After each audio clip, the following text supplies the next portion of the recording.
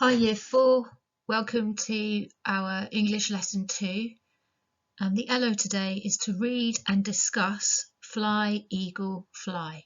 Can you write that down please? Just pause this while you're writing down the LO. Thanks. For the starter, we're looking at prefixes again, and today we're focusing on re. Re means to do it again. So read can change to reread. For example, I reread the story to understand it better. It just means doing it again.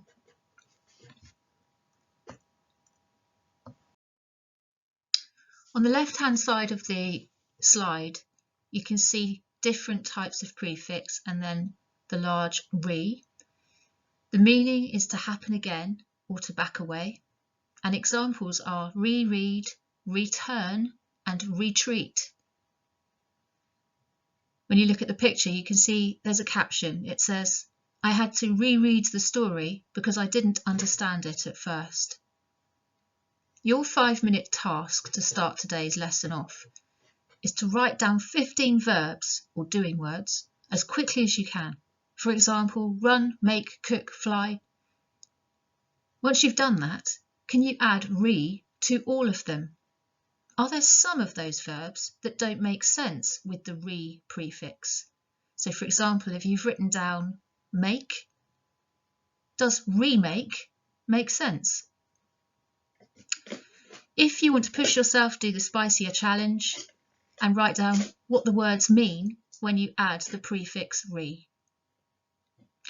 So pause this now and just take 5 minutes to write down 15 verbs really quickly and then add re.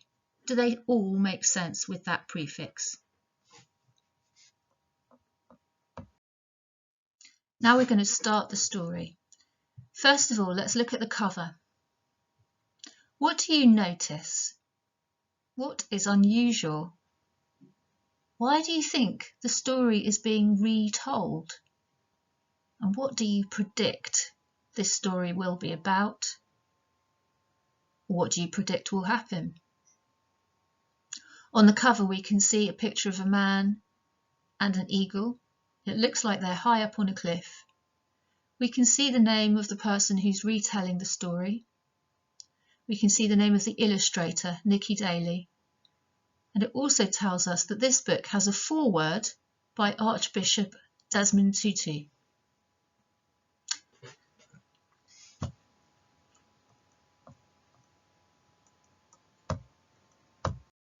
The story is set in Ghana in Africa. I'm wondering if any of you know anybody from Ghana or have even ever been to Ghana. I'm wondering if you can spot it on a map. Here we can see Africa and all the countries of Africa. Look around carefully. Can you find where Ghana is? Okay, so if you start from the left-hand side or the west, you'll see Sierra Leone, Liberia, the Ivory Coast, and then tucked in there is Ghana, just under Burkina Faso.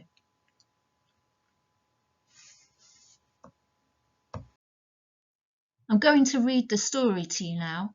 If you want to listen to it again, you can use this YouTube link. But for now, we're going to go to the next slide. You'll be able to look at the pictures while I read the story. A farmer went out one day to search for a lost calf. The little herd boys had come back without it the evening before, and that night there had been a terrible storm. He went to the valley and searched. He searched by the riverbed.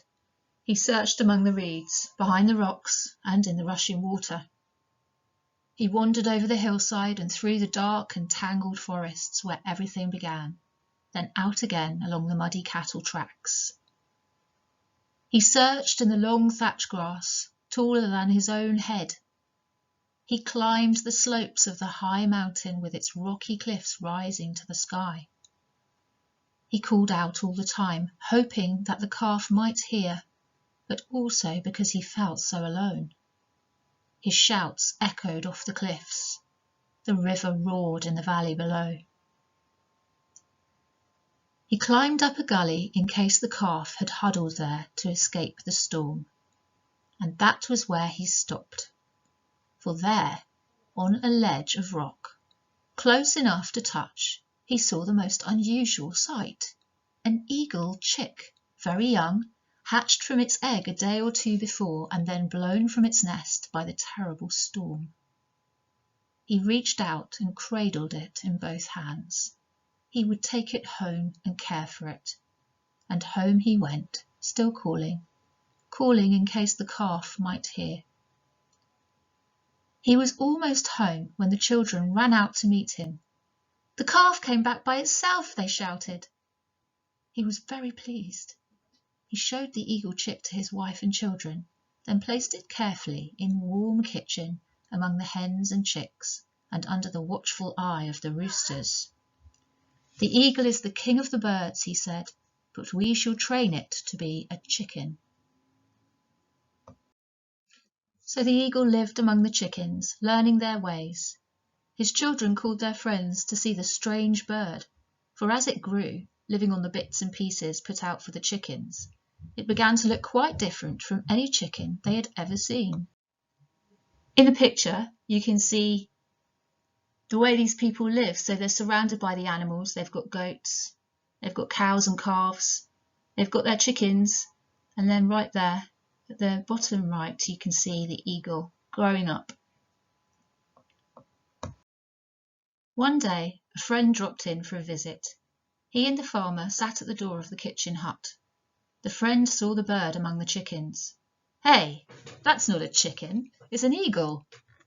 The farmer smiled at him and said, "Of course it's a chicken. Look, it walks like a chicken, it talks like a chicken, it eats like a chicken, it thinks like a chicken. Of course it's a chicken." But the friend was not convinced. "I will show you that it's an eagle," he said. "Go ahead," said the farmer. The farmer's children helped his friend catch the bird. It was fairly heavy, but he lifted it above his head and said, "You are not a chicken, but an eagle. You belong not to the earth, but to the sky. Fly, eagle, fly." The bird stretched out its wings as the farmer and his family had seen it do before. But it looked about, saw the chickens feeding, and jumped down to scratch with them for food. "I told you it was a chicken," the farmer said, and roared with laughter. Next day the friend was back. "Farmer," he said, "I will prove to you that this is no chicken, but an eagle. Bring me a ladder." With a large bird under one arm, he struggled up the slippery thatch of the tallest hut. The farmer doubled over with laughter. "It eats chicken food. It thinks like a chicken. It is a chicken." The friend, swaying on top of the hut, took the eagle's head, pointed it to the sky, and said, "You are not a chicken, but an eagle. You belong not to the earth, but to the sky. Fly, eagle, fly." Again the great bird stretched out its wings. It trembled, and the claws that clasped his hand opened. "Fly, eagle, fly!" the man cried. But the bird scrambled out of his hands, slid down the thatch, and sailed in among the chickens. There was much laughter. Very early next morning, on the third day, the farmer's dog began to bark. A voice was calling outside in the darkness. The farmer ran to the door. It was his friend again. "Give me one more chance with the bird," he begged. "Do you know the time? It's long before dawn. Are you crazy?" "Come with me. Fetch the bird." Reluctantly, the farmer went into the kitchen, stepping over his sleeping children, and picked up the bird, which was fast asleep among the chickens. The two men set off, disappearing into the darkness. "Where are we going?" asked the farmer sleepily. "To the mountains where you found the bird." "And why at this ridiculous time of night?" "So that our eagle may see the sun rise over the mountain and follow it into the sky where it belongs." They went into the valley and crossed the river, the friend leading the way. The bird was very heavy and too large to carry comfortably, but the friend insisted on taking it himself. "Hurry," he said, "or the dawn will arrive before we do." The first light crept into the sky as they began to climb the mountain. Below them they could see the river snaking like a long thin ribbon through the golden grasslands, the forest and the veld, stretching down towards the sea. The wispy clouds in the sky were pink at first, and then began to shimmer with a golden brilliance. Sometimes their path was dangerous as it clung to the side of the mountain, crossing narrow shelves of rock and taking them into dark crevices and out again.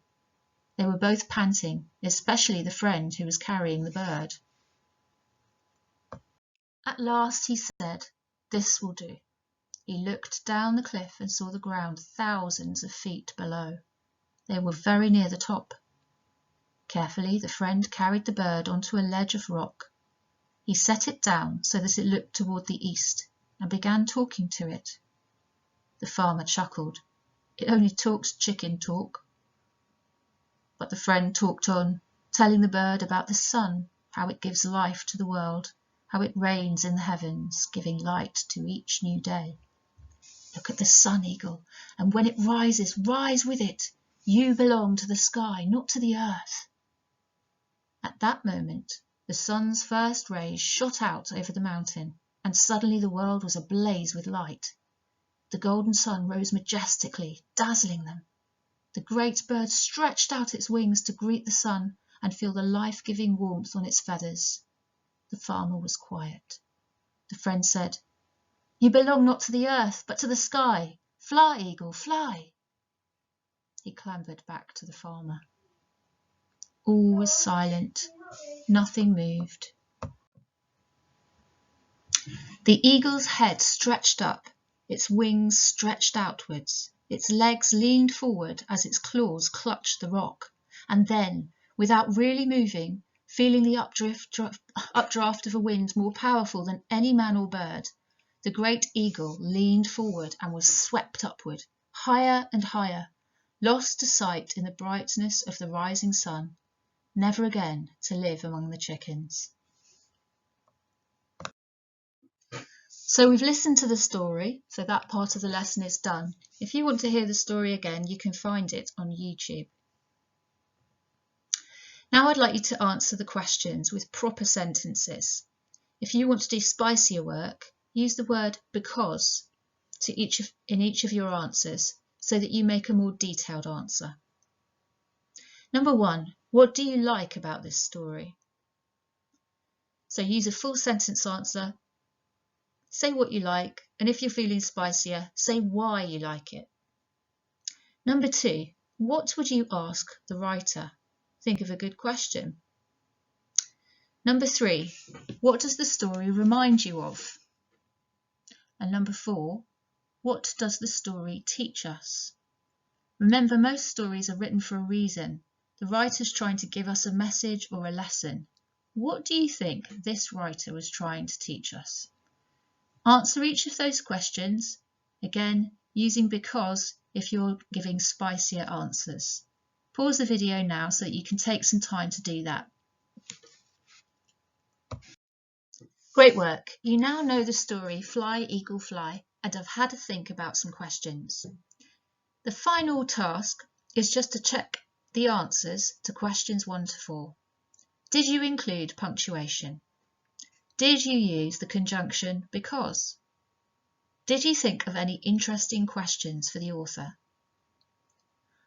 I'd love to see your work if possible, but for now, check it yourself and I will speak to you again tomorrow. Well done.